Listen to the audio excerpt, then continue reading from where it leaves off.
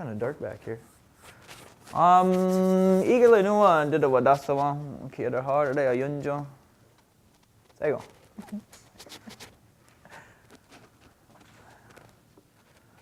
Is it dark and ominous up here? Why is he lurking in the darkness? Like a moose, right? In the conifers. You're the dogger, and you know his tracks are there. Do you see him going in there? And it's just dark. You're like, he's in. I know they're in there. Yeah.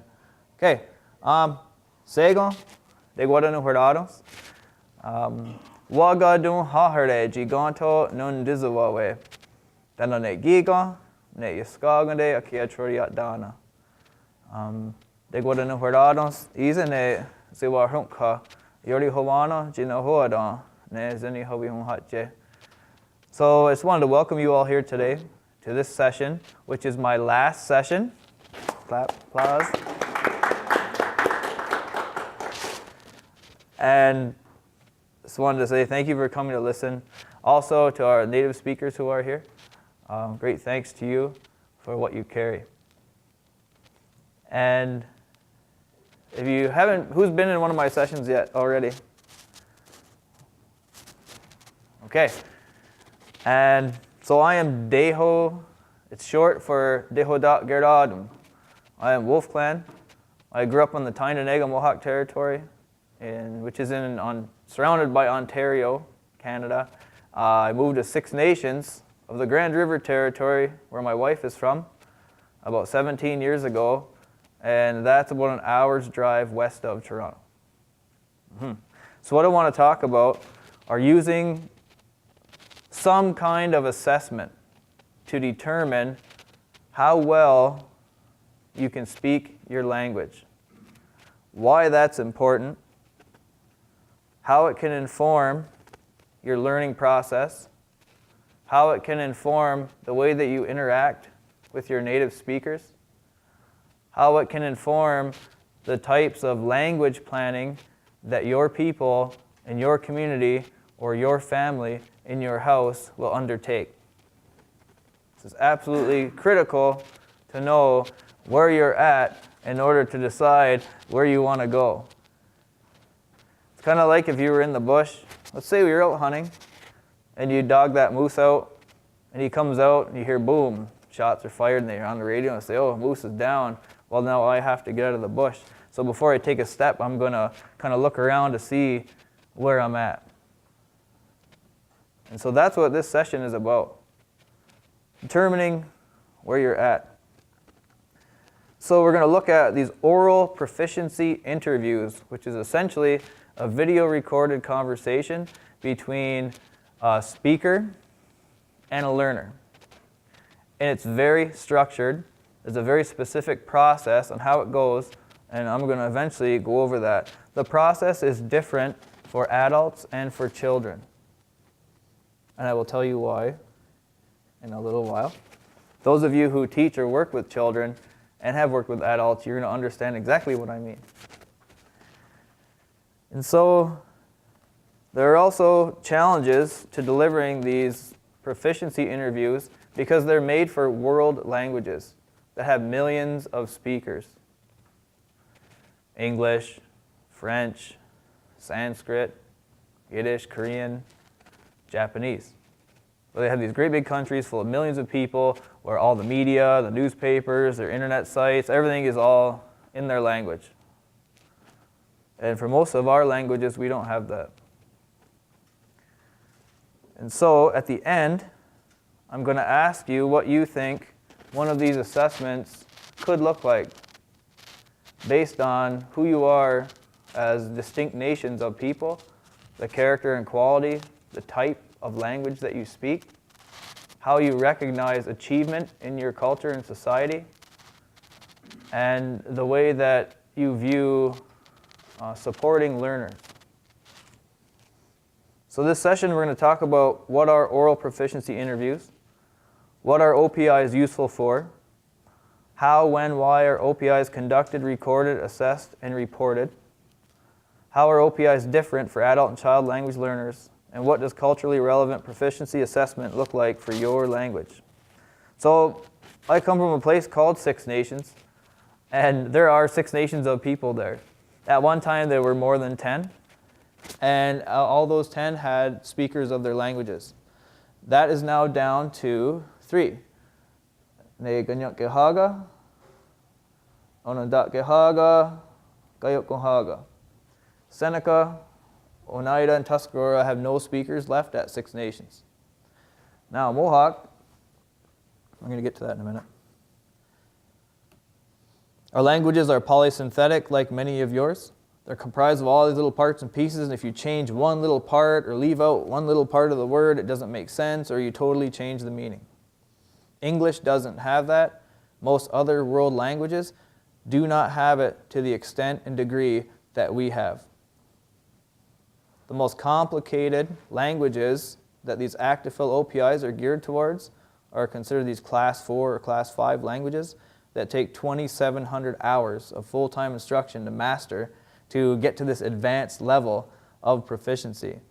And they're synthetic languages.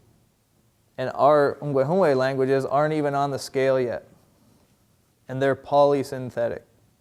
But we know from our experience at 6 nations that it takes about 3,600 to 4,500 hours of focused, intense, directed study on just learning to speak the language to achieve this advanced level. So, you think, why are OPIs important? Why is it important to know how much someone can do in your language? So we look at this chart here. These are our territories, our communities. You can see the total populations here. These are just registered status or band registered Ganyankehaga people, Mohawks. There's probably twice that number that claim to be Mohawk, but who don't have status for whatever reason. A lot of reasons. I'm not going to get into it right now. If we look at the top 3 communities from here up, you can see how many of them actually live on the reserve. A lot more of them live on the reserve. Number of native speakers, that means that was their language and the home from birth. Akwesasne claims 500, 298, 121. You think, well, that sounds like quite a bit. They have some families who right now, the little wee kids, they speak fluent Mohawk. There's 9 families in Akwesasne, 4 in Gahnawage, 1 at Ganisadage. These are mostly near Montreal, Quebec. This is where it gets problematic. Everyone knows who the native speakers are because other native speakers know who the other native speakers are. And native speakers know if you're a learner and aren't a speaker. You'll talk to them and you'll leave and they'll say, oh, the so-and-so came over and we taught Ganyangeha.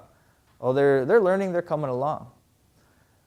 So this number here, Akwesasne claims 1,000 second language speakers at the advanced mid-proficiency level.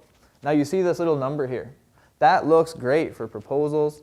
It looks great for the rest of the world. It looks great to get your article published in a journal. It looks great to position you in a place of power to acquire resources to support your program. As a Mohawk-speaking person, I know that that is not true. So, how did they come up with the number? That's the number, it's an estimated number of children who've attended their elementary immersion schools. Does that tell us at what level they can communicate in the language? No. Looks great. Wow, they're really way ahead of all these. But as we go down, Gahnawage, these 10 were actually interviewed through an oral proficiency interview and were rated as advanced, mid, or higher. There's papers that have the rating on it. The interview is recorded. You can watch it. Ganisadage has 1. 6 nations. If we look here, that number, this was made in 2016. That number is down to 2. That's still 0. This number is at 25. This number is probably at about 14. So we can see in 6 nations that the language is trending upwards. We're creating more speakers now than we are losing. That's the goal for right now. The other part is, if we look at akwesasne, you take this might be 2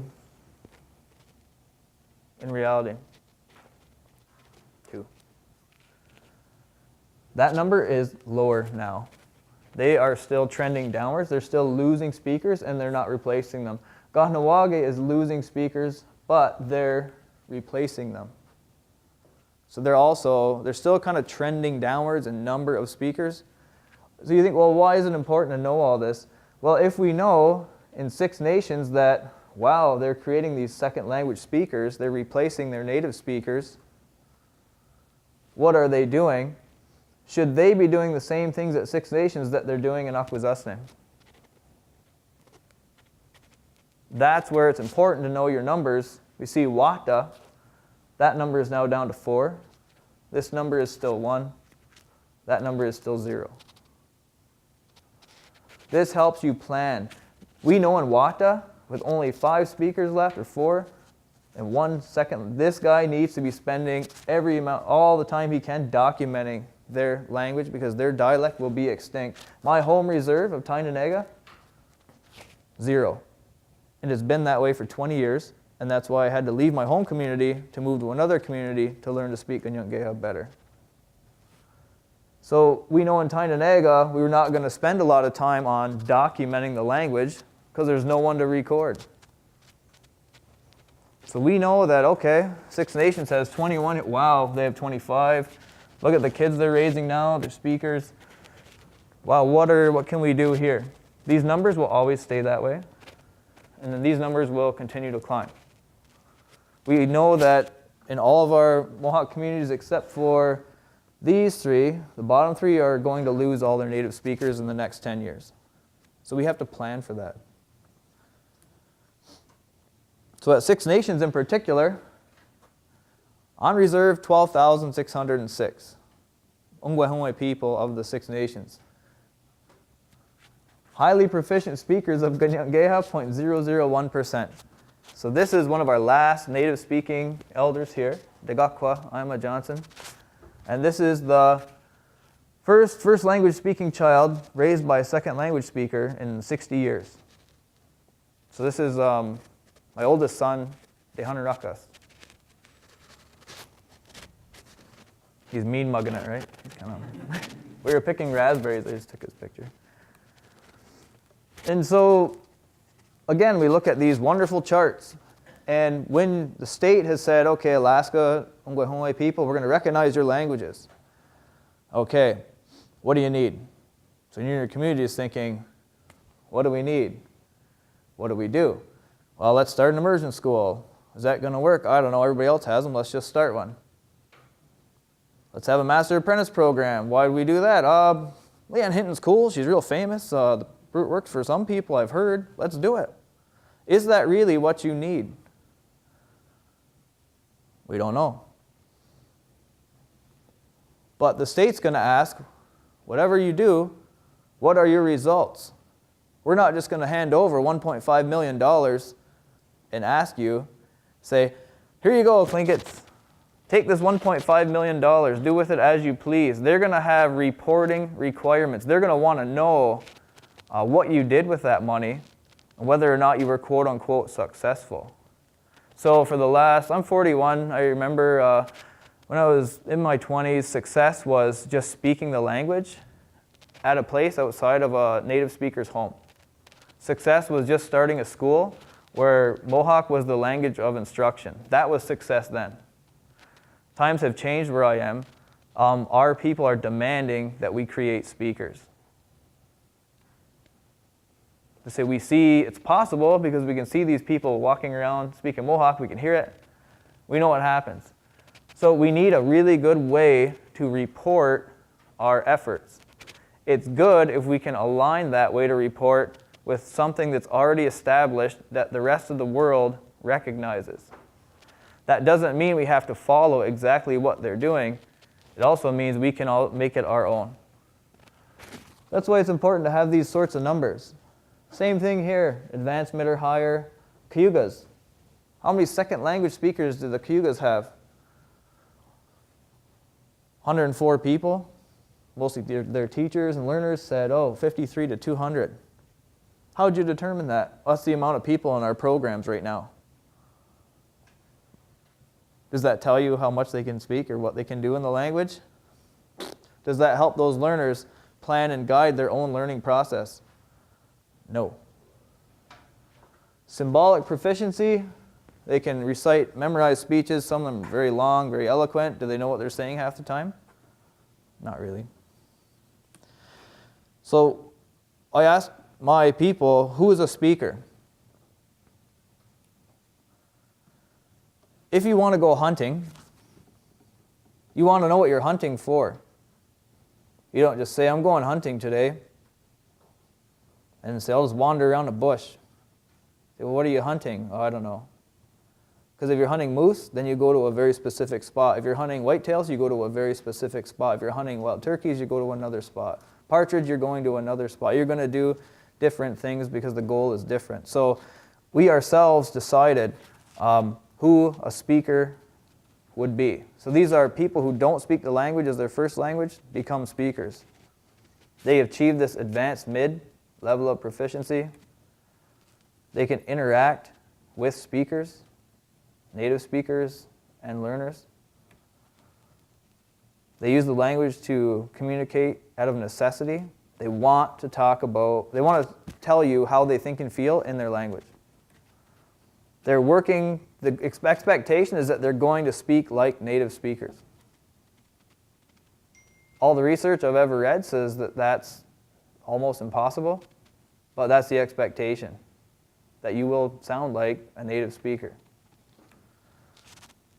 The way they learn is not natural. It's not the way our native speakers here would have learned. It's a different process altogether. They use the language for speeches, because we know that people who are speechers eventually become speakers. But that's not the only requirement. So I have a little video here. This is this guy is Cayuga, and he is a learner who has become a speaker. And I wanted to show it to you because this is what a learner who's become a speaker would look like in our language, one of our languages.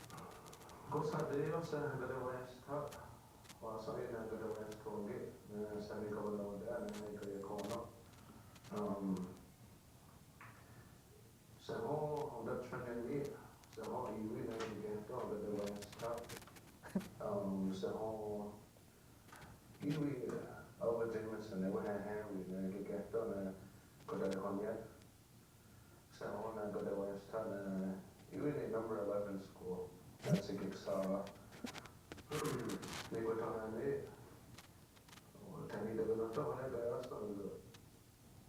portable, so on a gale holiday. You walk in a clear corner on holiday, so you get done and go to where it's tough. You gave recently said, talk straight ago, and then you get on that, go to where it's tough. That's how done, you come on the done and clear corner. What do you notice about his language? How it comes out? Sounds fluent, right? Okay, it sounds great. Is it memorized? No. He's sitting there thinking about what he wants, what he's going to say to answer the questions. There's a really cool story in here where he meets a speaker at Canadian Tire, and so he tells this story. And that's how you can demarcate whether or not one of your learners is at the advanced level of proficiency.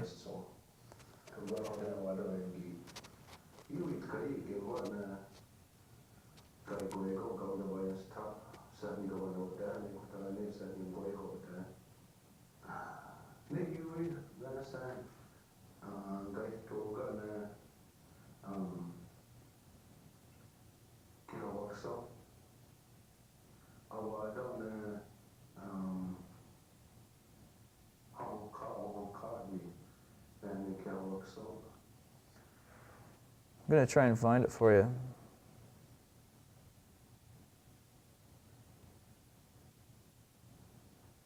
So when you hear your learners talk and they tell a complete story,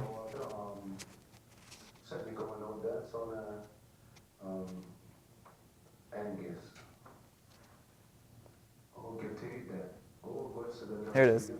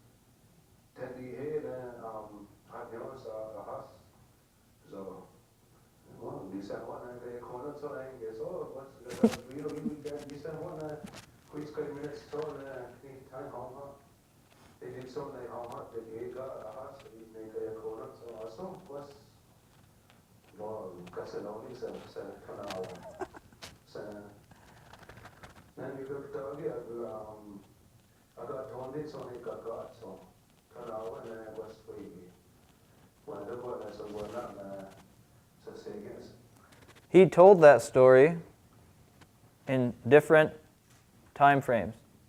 He told that story using different pronominal prefixes. He told that story using different aspectival prefixes and suffixes, and they were all correct. He used really particular words to describe things the way a speaker did, and his accent is excellent. He sounds like a native speaker. We know that he is at the advanced level of proficiency just by listening to him talk, but also because native speakers OPI'd him, and his rating was advanced. So, I already went through this. Now, so it's important to know that because, okay, so we know we set a target, it's this advanced, mid-level. How do we deliver it? So if you were in the presentation where I talked about the year-long study, we actually found the most efficient process, the quickest way to get our learners to this advanced level. It was organizing things around structures like roots of the language, learning all the parts and pieces, that stage 3 I was talking about, of language acquisition. If you were in that presentation, you would have heard. You need to master the morphology of the language.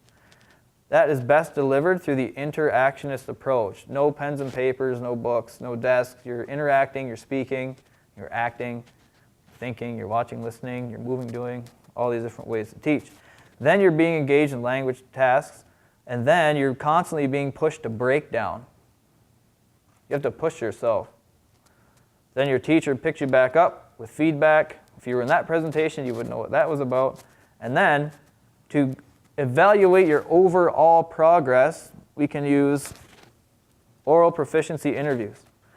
So if you write that down, American Council for the Teaching of Foreign Languages, they have a website, actfl.org, and it has everything you need to know on there about conducting these OPIs. They will come to your community if you pay them, and it's not really that much, regular consulting fees, and they will help you design and set up a way to assess speakers of your language.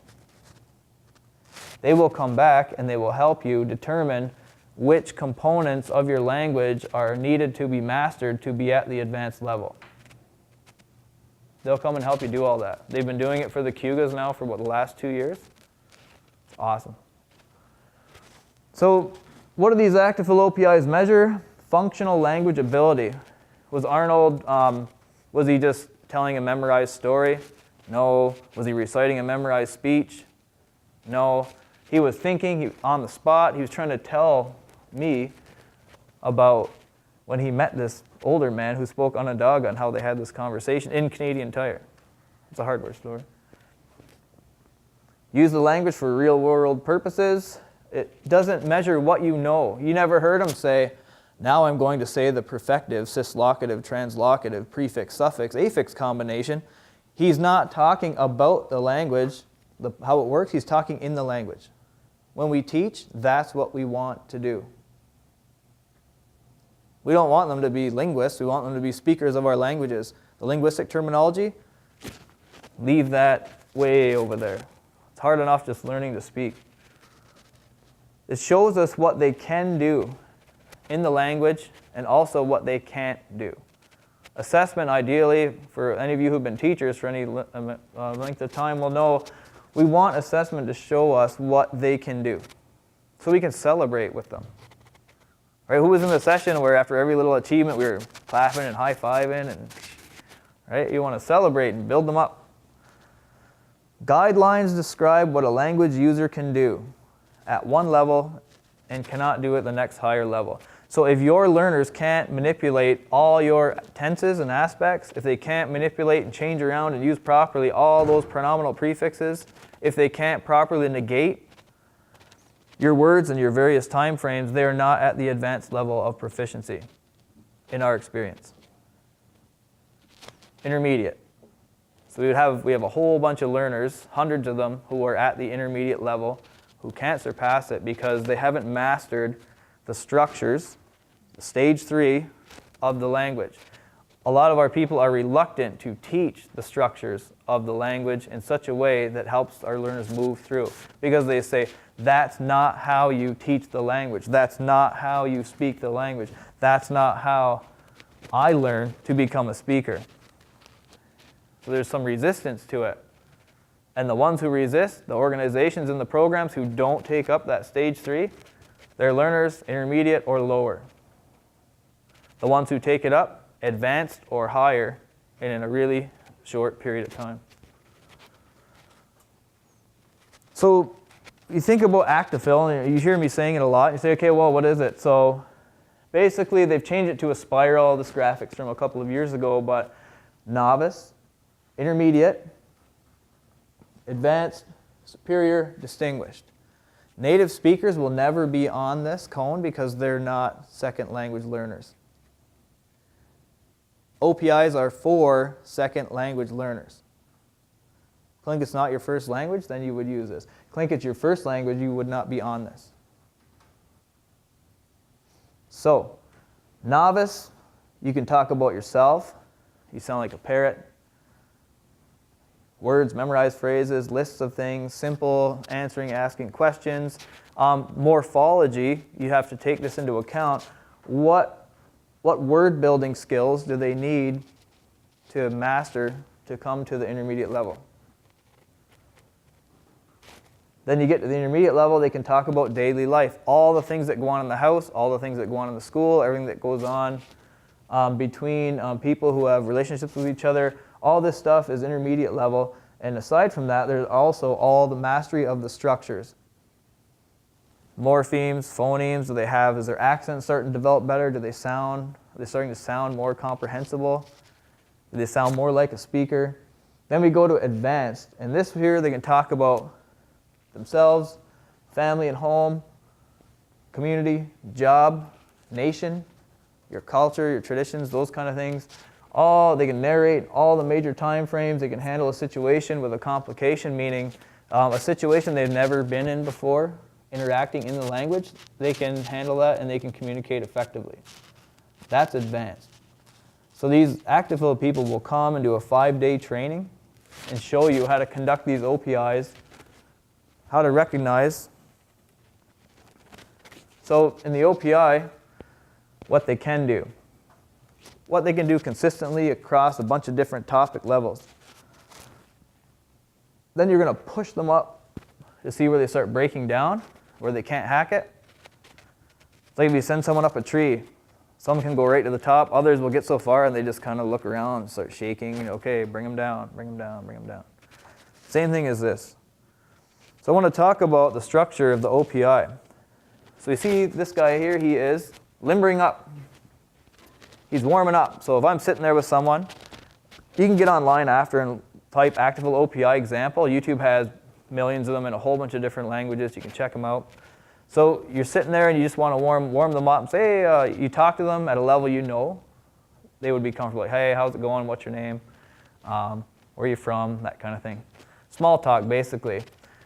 And then you start seeing what they can do. You'd ask, oh, what kind of things are you interested in? Oh, what are you doing these days? Oh, I go to work, I go to school. Those are your topics that you're going to use to talk to them to see how much they can talk about, how far they can go with that topic before they reach breakdown. So this is the going up part. They're going up, up, up, up, up. Oh, breakdown. They get stuck. Okay, let's bring them back down to the level you established over here where they can safely function and then you leave them there with a sense of accomplishment. That's the OPI in a nutshell. And so you saw the sub-levels, low, medium, high, low, medium, high. Low means they can sustain the level, let's say intermediate, but just barely. They can just barely put together sentences. They can just barely properly use exclusive pronominal prefix correctly. They get that one right. They don't mix it up. Okay, so they're at intermediate. If they're at the mid, that means they can do everything for that level, always through all content areas. And then if they're high, this means, let's say they're novice, but they can't maintain that intermediate level through a whole bunch of different topics, then they're still novice. You think, well, why is this important to know? Well, if I'm a teacher, I'm going to know what little Johnny needs to increase his speaking proficiency. If he's an adult learner, I can say, here you go, you're at this level. He does all the reading on it. Oh, I need to do this, this, this, and this to move up to the next level. So, novice level speaker sounds like a parrot. I'm not sure if I have that. Here's an intermediate OPI in Ganyak Geha. We'll try to bring it up. This woman's last name is Green, but we are not related. She is actually my wife's cousin. And this is Brian Miracle. These are snippets from her Actifill OPI. And she would be intermediate, about intermediate high.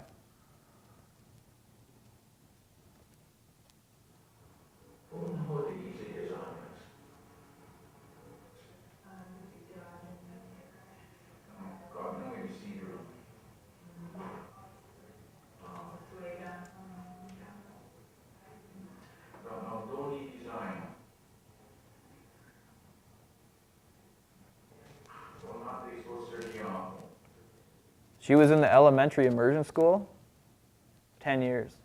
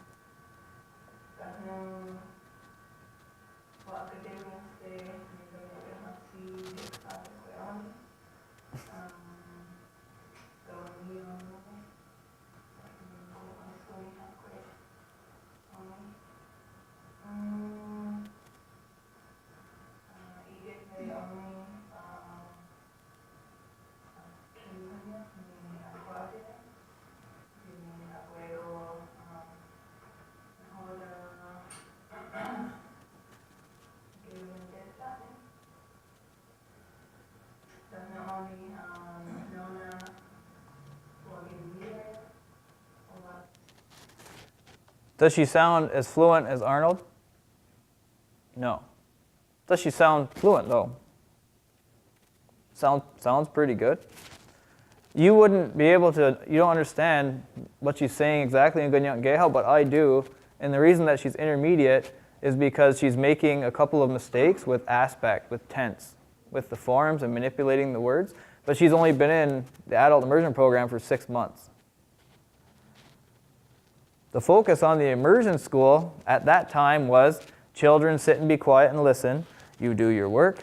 The teacher talks to you or at you, and you sit quietly. Did they learn how to speak our language? No. Did they learn how to read our language? Yes. Did they learn how to understand our language? Yes. Could they write creatively in our language? No. Could they speak from here and from here in our language, whatever they wanted to say? No. And the reason is very simple, is because they were never given opportunities to do that.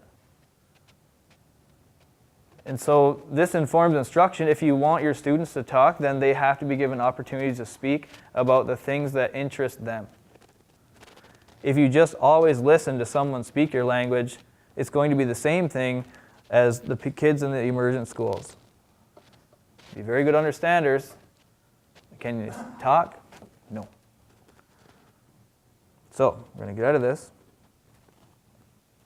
this. Who's seen the Ryan DeCare interview? He's got the blonde hair. Who's seen this one? Okay, we're going to watch it because this shows you what an advanced language learner, he's a person who's become a speaker. This is what he would look like. I'm just going to show a little snippet of it.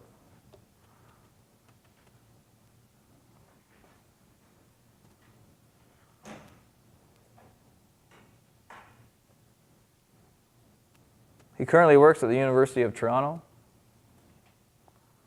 Okay, here we go.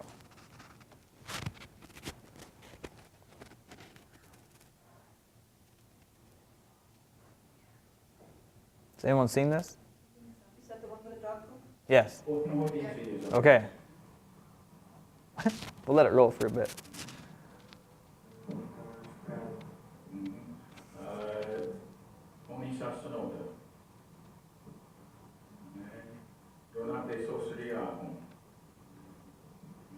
What's your language background?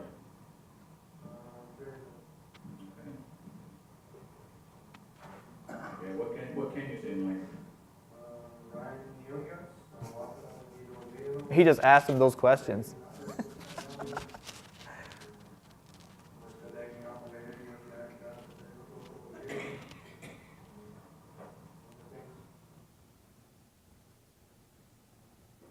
This is about 1,800 hours he studied.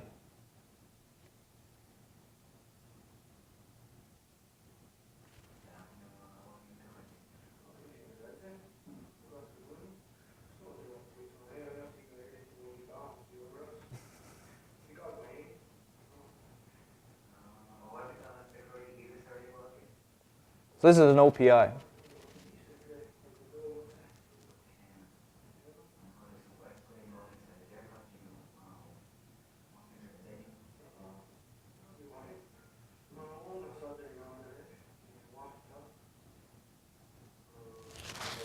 These are novice level responses.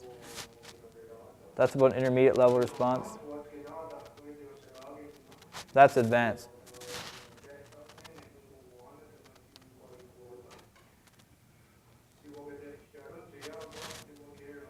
That's advanced. He's talking in all these major time frames, and he's manipulating all the little parts and pieces, and he's putting them together with the right particle words, and it's all correct. So we have these OPIs, and we think, okay, let's have them for adults. Now what? We have the OPI, and when you conduct the OPI, you record it, and then after you go through and you can use one of these grids. And I'm going to PDF this, and I'm going to send it to all of you. Topic of conversation, so you're going to elicit certain topics for them to talk about. You're going to record some of your questions, some of the functions of the language, the level, novice, intermediate, advanced. So whatever you ask them to talk, if you ask them to talk about what's your name, that's novice. It's like novice, beginner almost. If you ask them, what did you think about in 1989 when Gorbachev dissolved the Soviet Union? That is superior. So you're going to write S right here. What are your thoughts on Israel and Palestine? That's superior. And he can now talk about those kinds of things.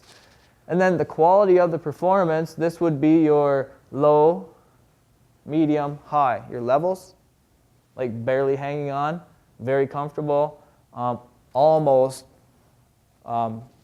moving to the next level of proficiency. And then you put evidence and commands. So this is what one of those forms looks like filled out.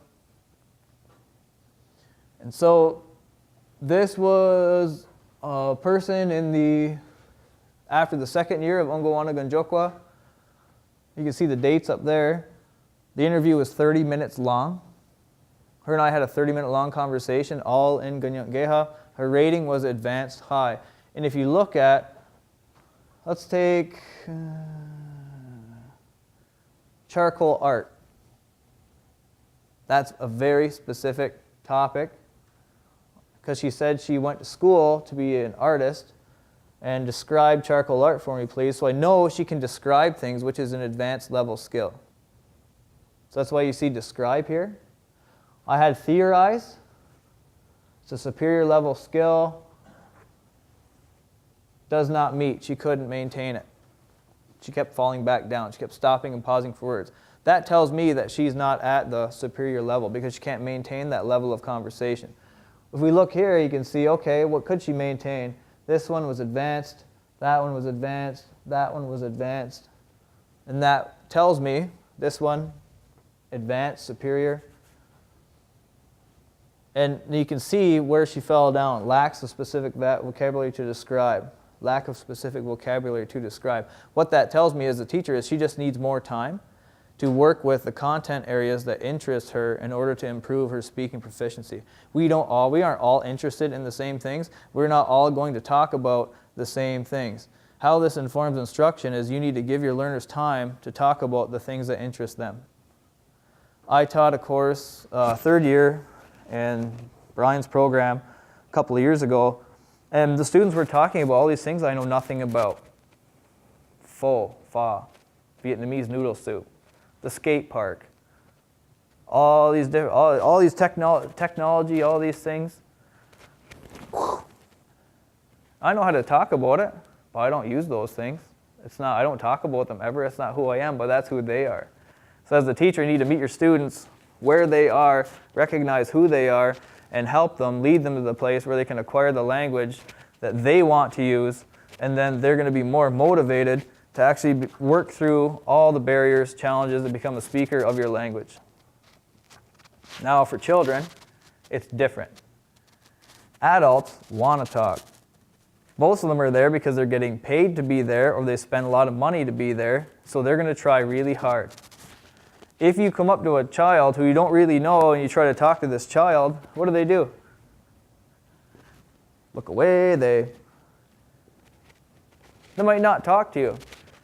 And if it's in your language, it gets even worse. They just clam up and be like. So we experimented with OPIs for children and traveled around a bit and watched other people OPI children in Mandarin, Spanish. I think some of you were in that session where I talked about that. And then I took it back to Six Nations, and in the elementary immersion school where I taught, it's like, I need to know what level these children speak at because it helps me talk to them at a level that they're going to understand the language. Because if they understand the language, what they're hearing, then they're more apt to take it in and get it out. If I'm always talking at the fullest fluent level ever, way over their heads, how much are they going to get out of that? Not a lot, because they don't even know what I'm saying. So for the kids, what they did was, these are the topics kids should generally be able to talk about. You and your own communities are going to decide what these will be. It will be specific to your community, to your people, and you would decide what they are. So now, we have to get the kids talking. That is the hardest part about OPIing kids. They don't want to talk. They'll answer all your questions with, huh, yeah, huh, doga. Because that's just how kids are. So how do you get them to talk? There's these quick reference notes. Series of questions. So this is almost like a guided interview. So that even adult learners, you get these little clams. They don't want to talk. Then you can use a more guided interview structure. This is not the ACTIFIL stuff. It's modeled after it, but it's modified. This is a modified process. So you can make your summative assessment of what your learners can do in your language whatever you want. You don't have to follow ACTIFIL's guidelines. Even if they send their trainers out to train you on how to conduct these OPIs and how to rate them and record them, you can still make that process your own when they're there or even after they leave. Can you translate the questions Oh. or a couple of examples? No? Sure. So I got this in French, and then I had to put it into English, and then I had to put it into Ganyanggeha. And so, Onio Dahaje means how are you? Skona Gonize, are you at peace? What is your name? What's your Indian name? Where do you live? What clan are you? That's very novice level stuff that everyone kind of knows. That's like novice beginner. So they master that. If you get no answers, ask these questions. What's it like outside today? Touch your arm, touch your shin, touch your foot. What's this? You just point at something in the class or the place you are that they should know. What color is this? How many whatever are sitting up there? So if they can answer those, see this says if you barely get 2 or 3 answers, they are novice low. So these questions come from the content area that you would have identified back here, these. Sorry to ask again. Yes. What ages were those? I use those on grades 1 to 3. And I have some of them recorded, and I found the recordings a few years ago, and I listened to them. I was just blown away. That at a elementary immersion school, these kids could talk like that. Not all of them, but yes. If you were in the other session, you would have saw like the increases. So it goes on and on, intermediate low if they can do this, keep going. If they can't do that, stop there. This was one of the ones for the French. And I've done a lot of research on evaluating success in elementary and bilingual programs for native languages. And one thing I found is that the evaluations they use are generally very simple to make it look like they're being successful. And generally it looks something like this. Gaksa, Yehnigirakwa, Ganajunk, Adogwa, Agera, Asigwe. Think, oh wow, that kid knows so much. What level of skill is that? Novice. Can they have a conversation with our speakers here? No. So for the kids, they at this Kimball Union Academy, they came up with this sheet here. This is to rate a child's OPI. So you can see it has additional categories: grammar, vocabulary, fluency, accent, comprehension. You can add whatever you want. Who was in my presentation where I went over those 16 components of speaking proficiency? Phonology, morphology, communicative competence, prosody, pragmatics, cultural competence. You can list all those things there. What's inherent to your language, what your people decide is important for your learners to be able to do in your language. For the native speakers, it would be what inherent characteristics make your language your language. That's what you want your learners to acquire. That's what you can tell someone like Kune, who's one of the teachers. You can put it all together and say, here, this is what we need our learners to be able to do. And then someone learns how to evaluate, and you use something like this to record it. So here's one for this boy, who is considered a bilingual or native speaker. It's my son. So we tried it out on him, and that's what he scored. So we saw that his grammar as a 6-year-old was not yet complete. We saw that his vocabulary as a 6-year-old, he didn't know how to say some very specific things. I think it was something like welding. Because he was talking about his grandfather building a race car in Mohawk. Yeah. Fluency 9, accent 10, comprehension 10. So we put him at advanced low. Here's another way you can rate OPIs. This is from the Actifil people. So a peak means on this topic of family, they go up into the intermediate level, but they can't sustain it. For talking about ceremonies, we know this girl could go up into the intermediate level, but she couldn't sustain it. This says circumlocution. She didn't know words for things she wanted to say, so she like she like beat around the bush and described it without knowing the words, but didn't go to English. But that still didn't put her at the intermediate level. This one here is a mesa. That means comfortable for the level. So you see at the top it says comprehension much greater is in silent period. So if you're familiar with the work of Stephen Crash, and he talks about kids are put in an immersed in an environment, they take everything in, they'll talk when they're ready. So that until that time, they're in a silent period. Those of you who have kids, you observe for the first however many months or years, they didn't say anything. They were in a silent period. They're just taking everything in. They're watching, listening, thinking, like when you put them in a cradle board.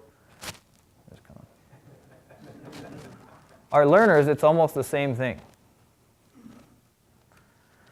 So how do these assessments inform instruction? Oh, that one's messed up. Okay, there we go. So,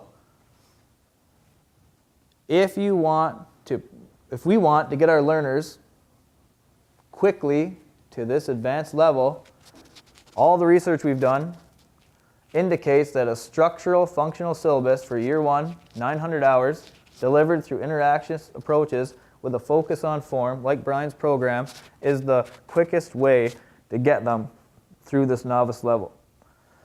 Then we know that another 1,800 to 2,000 hours, structural functional approach again, delivered through the interactionist approach. Language tasks, putting them in real life situations in a safe setting where they can experiment, they can make mistakes, they're acting, they're doing, they have assignments. That gets them up to about the intermediate level. To get them into the advanced level, 2,700 hours, this will be our third year program, task-based language teaching. You can look that up. There's a whole bunch of research on it. Think role play cards. Think having native speakers come in to talk about this is how you condole someone who lost their sister. This is how you condole someone who lost their brother. This is how you condole someone who lost the championship game. This is how you condole someone. This is how you congratulate your sister. This is how you congratulate your boss. It's different language. It's different words. It's a different, it shows your students all that. That gets them up into the advanced and keeps them going. You can see Master Apprentice program is where? Way at the top. This doesn't mean we don't value our native speakers. We have so few, they're guac on oro. But we're not going to put someone that can't understand hardly any of our language with one of our native speakers. Because how much are they going to get out of that? We know from our research that it takes 15 to 20 years to reach this level solely learning from native speakers. 15 to 20 years. We know if we use these approaches, 1 year, 2 years, about here, 3 years, some people get up to here, some people get up to here.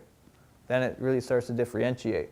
We know if we put one of these advanced learners with that native speaker, whoa, look out. Right. We also know we can say, okay, what are we going to teach in year 1, year 2, year 3, and all the way through. This informs instruction. This informs the kind of programs that you're going to start. This informs the kind of documentation you're going to elicit from your native speakers. This informs how you're going to make the most use and time of your very valuable native speakers. So it also informs instruction. If we look at task-based learning, breakdown. In order to move up a level as a learner, what do you have to do? You have to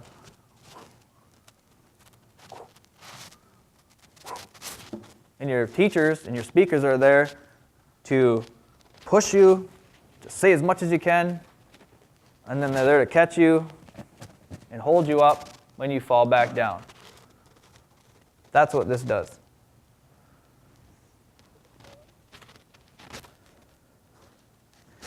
So, if you want them to speak, they have to have opportunities to talk.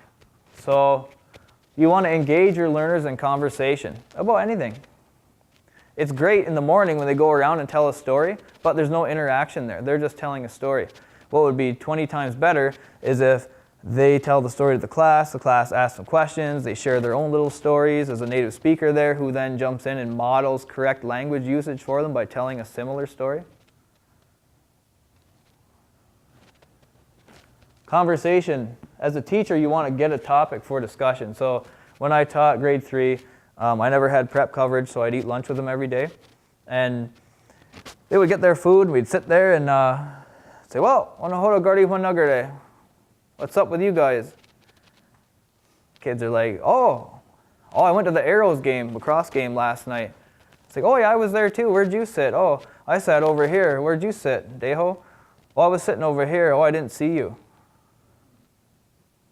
That's school. It wasn't, this parabola is -5 plus -3 over the axis.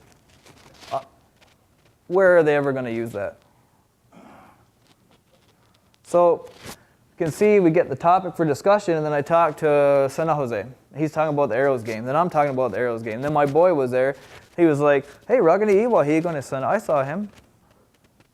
And they're like, oh, did you see that fight? Oh, that was so-and-so. That's his older brother. Oh, see that fight? Oh, he punched him right in the face. And this is what happened. They're talking about in the school. So then let's say they don't have the language to talk about that topic. I jump in and I say, oh, I remember I went to this lacrosse game and I saw a fight. And he jerseyed the other guy. And I'm making motions. And they're all like, okay. And then he uppercut him. Boom. Then he punched him and his tooth fell out. And that guy was bleeding. I'm telling this story and they're all listening, right? What does that help them with? The next time they want to tell a story, they have an example. So there's a method that came out of this approach, and we kind of invented it. It kind of comes from the OPI interview. It's called this floor-to-ceiling method. So every interaction you have with someone in your language, you want to get them talking about something. You want to see how far they can go with it. Then you want to help them, give them the language to kind of stay there, maybe go a little bit further. And then when they start breaking down, you want to catch them and put them back where they were in a good state.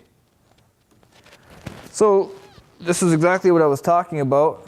The reason you do this, you want the language to come out automatically. You don't want them to have to think about what to say every single time. Every day these boys talked about lacrosse for 3 years. You know how much they could tell about lacrosse at the end of those 3 years? A lot.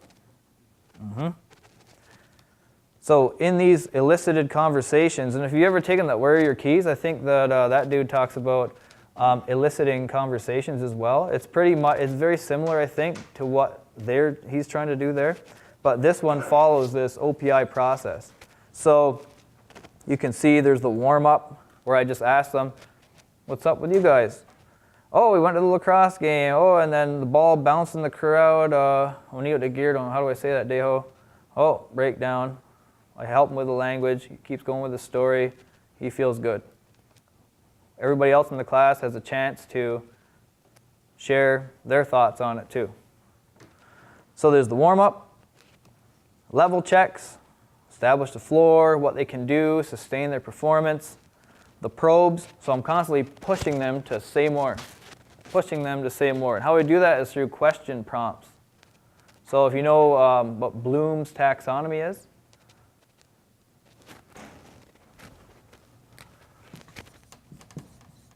Bloom's taxonomy has expanded. You want the expanded one? It has lists of questions for every language function you can ever think of. Just great big huge lists of them. So as a teacher, you're going to read those and think, oh, okay. When they talk about this, I want them to explain.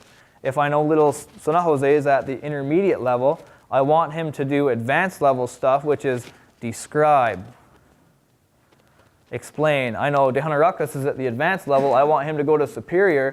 I want him to hypothesize. I want him to theorize. I want him to ask him questions that get him talking in abstract thought. It's another level of sophistication in the way that you engage your learners. And then I want to push them so they screw up. Right?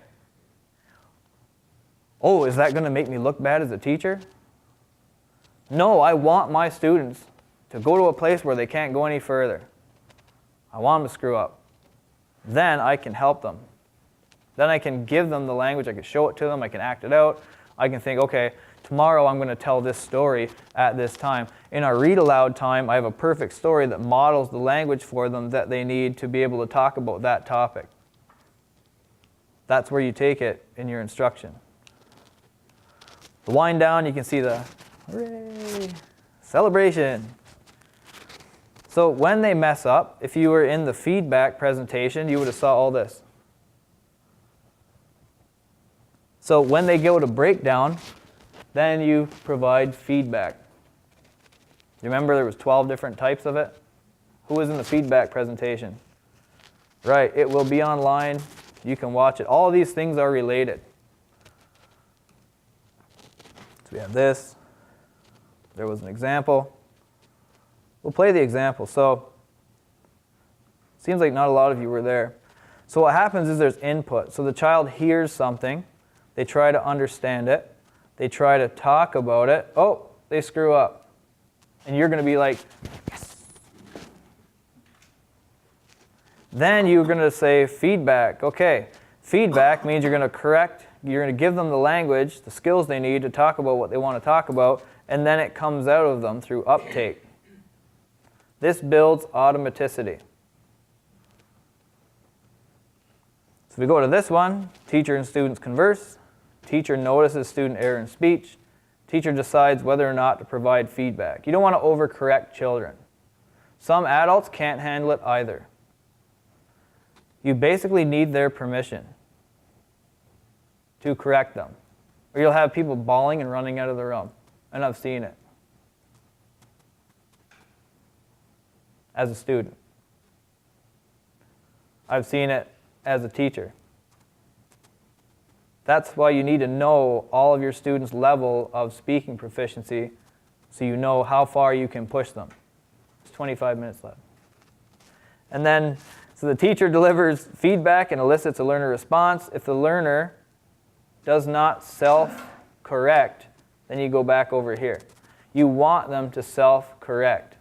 The least effective forms of feedback are repetitions and translations, where you're just, let's say the kid says, I played a video game. Say NHL 2018, I played.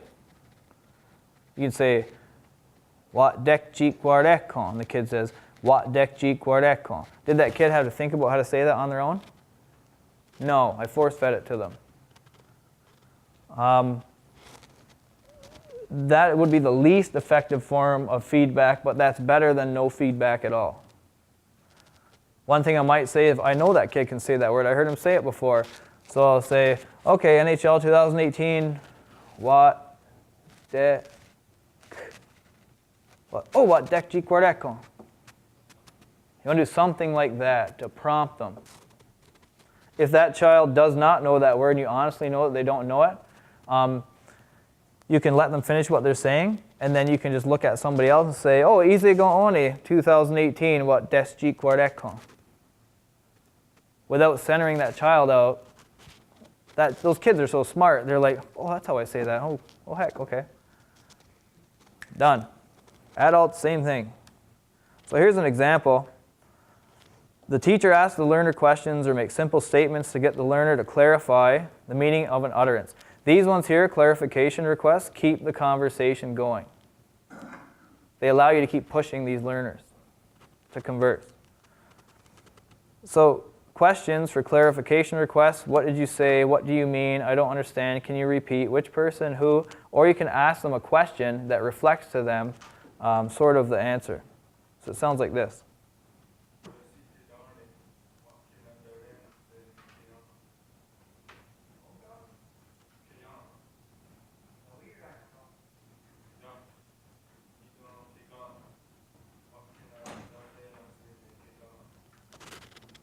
That is an advanced level exchange. Right. So he said, I know he doesn't have a daughter, but he kept saying, Keyan. And then I said, so weird gong, you have a kid? He says, oh, no. Kate Gon. It's a younger sister. Ne Kate Gon. Did we use English? No. The goal for all this is to stay in the language. That's all I have for all these slides. Does anyone have any questions?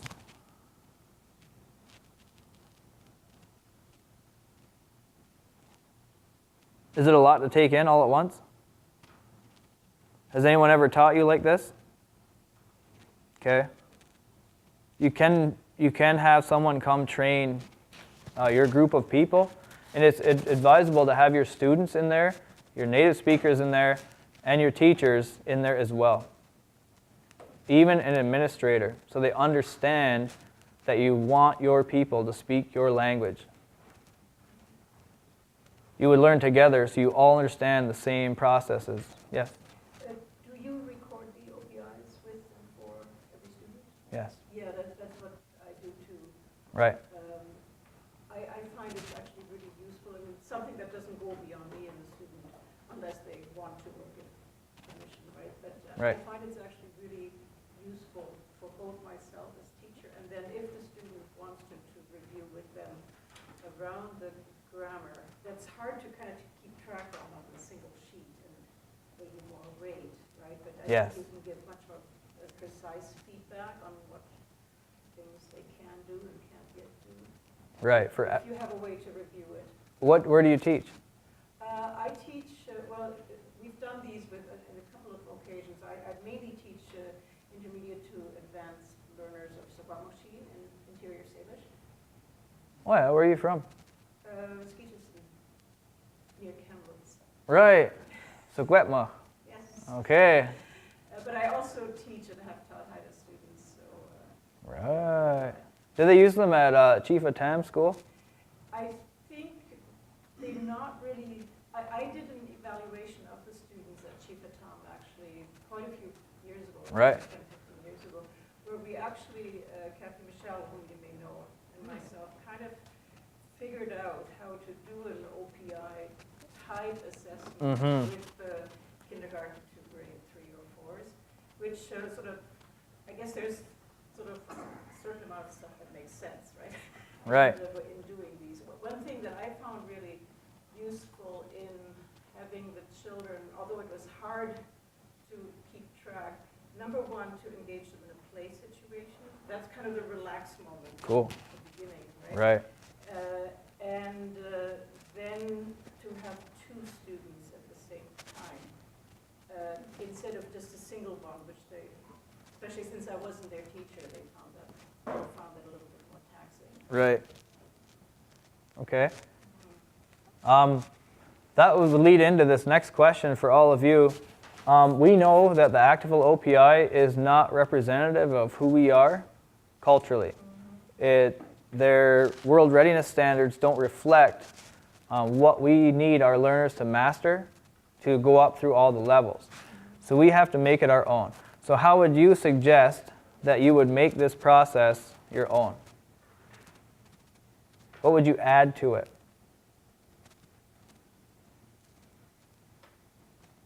One discussion that we've had kind of through a working group on creating university-based proficiency degrees in BC has been in taking students through these sort of Actival type benchmarks and I guess topics as well as then with focus on grammar, which we all need, but how culturally authentic and culturally fluent in the end is their speech. And I see you nodding, because we do have in our communities the kind of doubters and distractors, or sometimes also very wise people, Yes.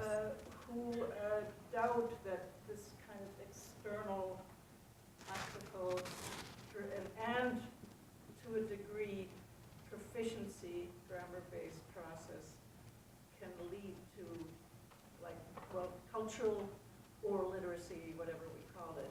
Yes. So I really do think that, just like we're saying, we need to kind of indigenize the Actival or whatever it's So going to be well, called. mechasize. Clink it to size, yeah. I think some people may say that needs to start on day one, but I I think it's as the intermediate students move into the advanced, let alone superior and so forth, I think that's where that becomes really crucial. Because, for example, if you look at the ACTFL benchmarks, wherever they are, Okay. about the hypothesizing language, engaging in debates and all those kind of things, that's really not the stuff that we do. And Right. at least the debate kind of things. You should be doing this and this, and I would if I were you. So I really think we need to think hard about what the conventions of speech are that address those things in our language. What narrative forms are distinct to each language and what elders feel is important for the learners to be able to do. Right.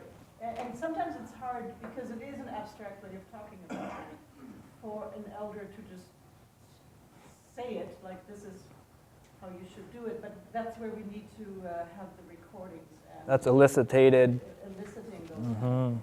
Yes. We're kind of experimenting right now with focused, elicited documentation. So not just putting a camera in front of, say, one of the speakers here and saying, tell us a story about this. We would have both of them together. We would give them a role play card and say, so it says, your husband and your brothers went out hunting and they're not back yet. So you go, and it's getting dark, it's dark, and so you go and see your sister or something like that. And then how do they have a discussion? Or they call each other on the phone, or they actually have a radio. And they're at the camp. They can, like something like that, and then you elicit it. Yeah. But that requires you to sit down before and make a list of all the functions and tasks that are specific to your community, your language that you want your learners to talk about. And that would take a lot of time. And then to actually look at these learners and say, what kind of things interest you? And they're interested in things that, I'm 41 and already they're going totally in a whole other area of topics than what I would know how to talk about, even in English, my first language. I don't understand them half the time, what they're saying, but that's what they're interested in, right? Are you Mary Ann Ignis? Mary Ann Ignis. Okay, I was at the thing in Kelowna. I thought you looked familiar. Okay. Yeah, okay, right. Awesome, yes? When do you guys stop assessing? Or they just sort of go and they just kind of... When they're out of the language programs. So somebody said, well, how proficient are you, Deho? And I said, I don't know. No one's ever OPI'd me. They estimate I'd be either superior or distinguished. And the best way to know, I think, if you're at superior or distinguished is that when you're talking to native speakers who you've never met before, and they look at you and they go, who's your parents? And you tell them, they say, who's your grandparents? Are they speakers? No. Well, how'd you learn how to talk then? And they think you're a native speaker, right? Yeah. That's kind of, it's an indicator. And then your own people know. Your own people in your own communities, they'll know who is a speaker and who's not, generally. So what you want, these are only delivered to people who are in language programs. Right, and that's the only limitation. And they're only used when there's money to bring someone in to conduct them, because you're not supposed to OPI your own students. And then once you get the OPI, you're supposed to have 2 outside raters who also watch that video without knowing your rating, and then they rate it as well. And then you give that back to the administrator who pulls it together and says, oh, okay. That kind of structure in small communities, small numbers of learners, I think, might be really difficult. Right. To actually implement. I'm finding one thing that actually works for me, like I totally see where you come from with the mentor-apprentice learning in the yellow zone. Yes. Which I think that is a difficult one in some of our speech communities where we don't have dozens and hundreds, but a few fluent speaker elders. Right. But students, like at the beginning level, it's not particularly conducive to building proficiency fast, but there's definitely sort of an emotional kind of connection of being exposed to sitting with the last elders they have who speak the language. And so I haven't been wanting to exclude them because we won't have those elders in a few years. Right. When they probably get to that. So, it's one thing I noticed too, and that's a good point you bring up, because when we were in Kelowna, there was still a lot of pain. The residential school experience was still very fresh, very raw. It kind of took over the gathering. And where I'm from, that's not the case. There have been day schools on the Six Nations Reserve since 1750. And so we're at a different place with how we view educational institutions. And I'm not saying better, worse, upper, lower, it's just different. So that's why I kept saying your community. Because even every community within each nation is going to be different and have different needs. So what's one of your bigger bands? Kamloops? Kamloops has one speaker out of a total of over 1,000 population. My community, Speechiston, has about 6 out of a population of a few hundred and 260 or so on reserve. At Alkali Lake is probably the one with the most speakers, but it's kind of like Akwesasne in terms of the rating. When they did an assessment, they kind of, I think, overestimated the number of what were pronounced to be proficient fluent speakers. Right. But in total, I mean, the numbers, for example, that we get from ethnologue are, let alone kind of percentage, are way inflated. Oh, yes. We figured somewhere around 75 speakers in total now that are first language. In your whole, is it 14 communities? Oh, wow. Yeah, and second language learners, but Right. no huge numbers yet. I used to play hockey with the guys from Chase and Esconla. Oh, yeah. Yeah. In the native tribe, I lived in Vancouver for a few years. Yes. Kune. So we're trying to be kind of transparent about as we implement these assessment processes so that, because for our learners, it's always been kind of, what do I do now, kind of a thing. And so we're trying to just give them a little bit more of a roadmap. Right. Do you find that your learners talk to each other about where they're at and where they're trying to get and the steps to get there?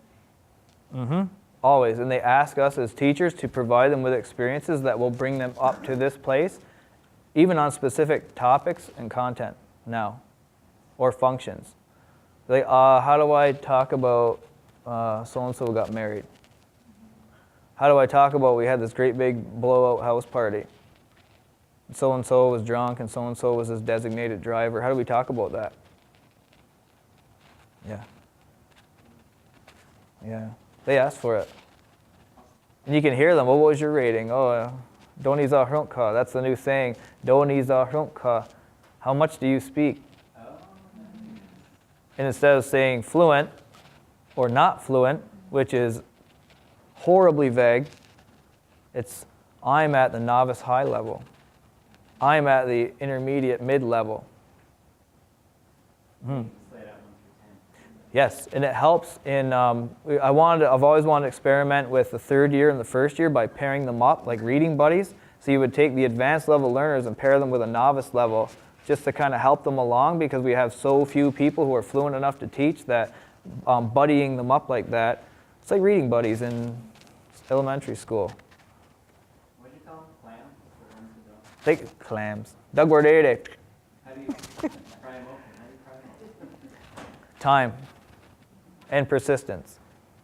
And then finding out what they're interested in, and then putting them in a position where they want to talk about it. They want to say something. So if I know you like Toronto Maple Leafs, but you didn't say anything the whole year of school, say, Tehotakerá tonh te onerat desum. Yahotena de Hadewayande. I am not for the least at all. They're horrible. And they'll be, hey, E carry what, and then it starts coming out. Yeah, you're always going like this to your learners. Like Kalohe Neo.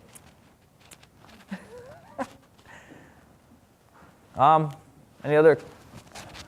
What do you think of this, Larry, and our two speakers here? We got used this after, like after the SUR. Mm-hmm. We have, we got the process Right. and what level of language learning is the process. Mm-hmm. So if you don't pass first year, you don't go to second year. So at the end of that first year, we have our own evaluation. But if we were to compare it to what you went over just now, we haven't applied it like this. They're very much similar. Cool. Good. Great. I think you're probably, I know I am. De guarda no hordalons de wasquabanaron ge waga wani dun. I'm very humbled and honored to be able to share this information with you, and I thank you for listening and being so respectful. Nyamo.